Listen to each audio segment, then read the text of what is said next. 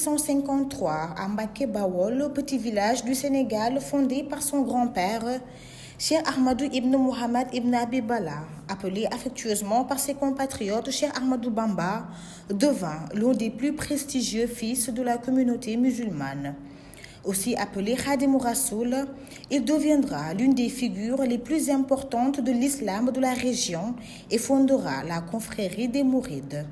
Fils de marabout de la confrérie Khadria, la plus ancienne du Sénégal, Cheikh Ahmadou Bamba Mbacké était un musulman ascétique et mystique qui écrivait sur la méditation, les rituels, les études coraniques et fabriquait des amulettes porte-bonheur pour ses adeptes.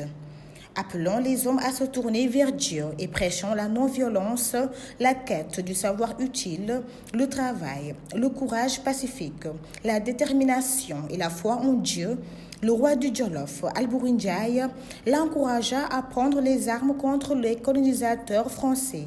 Bien que ne supportant pas la conquête française, il ne participa pas à la guérilla qu'ont menée les plus célèbres marabouts tidjanes. Il prêche cependant avec succès la paix et promet le paradis à ses disciples.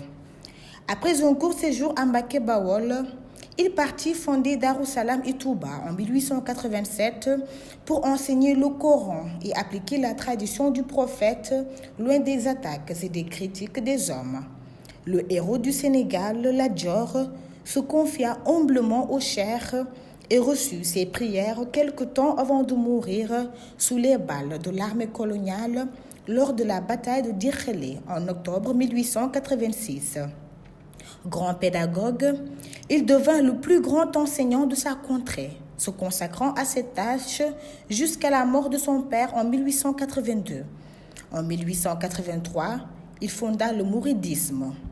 Les chefs locaux, inquiets de sa réputation grandissante, le dénoncèrent aux autorités coloniales qui commencèrent à le surveiller.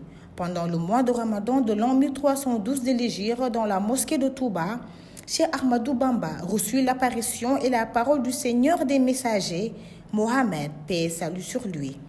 Il signa alors le pacte d'allégeance qui lia toute sa vie à la khidma, c'est-à-dire au service de Dieu et de son prophète. Il quitta Touba pour rejoindre Mbacké au Jolof, dans le nord du Sénégal, et poursuivit le chemin de sa mission sacrée. L'emprise de Cheikh Ahmadou Bamba sur les populations grandissant, le pouvoir colonial le fit emprisonner à Saint-Louis du Sénégal en août 1895. Traduit devant le conseil privé le 5 septembre, il fut condamné à la déportation au Gabon le 20 septembre de la même année. Après 7 ans et 9 mois d'exil dans la forêt équatoriale commémorée par la fête du Magal, Cheikh Ahmadou Bamba rentra à Dakar en 1902. À Darussalam, Cheikh Anta, le frère et disciple de Cheikh Ahmadou Bamba, les voisins, aussi bien mourides que tidjanes, se donnèrent rendez-vous pour célébrer son retour. Les festivités durèrent 15 jours. Chaque matin, un dromadaire et 10 chèvres étaient abattus pour nourrir tous les amis. En juin 1903, de nouveau exilé, Cheikh Ahmadou Bamba dut quitter Darul Manan, escorté par 150 tirailleurs et 50 spahis pour la Mauritanie. De retour au Sénégal en 1907, il vécut en résidence surveillée à Thiéyène, près de Louga, et ne fut autorisé à s'entourer que de 50 disciples et à ne disposer que de 20 cases. Reconnaissant finalement Cheikh Ahmadou Bamba comme un saint homme, la France lui décernant la croix de la Légion d'honneur. Il refusa de porter cette décoration, souhaitant démontrer à nouveau que son action n'était inspirée que par Dieu et Dieu seul, et non par les hommes, amis ou ennemis. Cheikh Ahmadou Bamba mourut le 19 juillet 1927. Son mausolée à Touba attire des hommes et des femmes de tous les continents.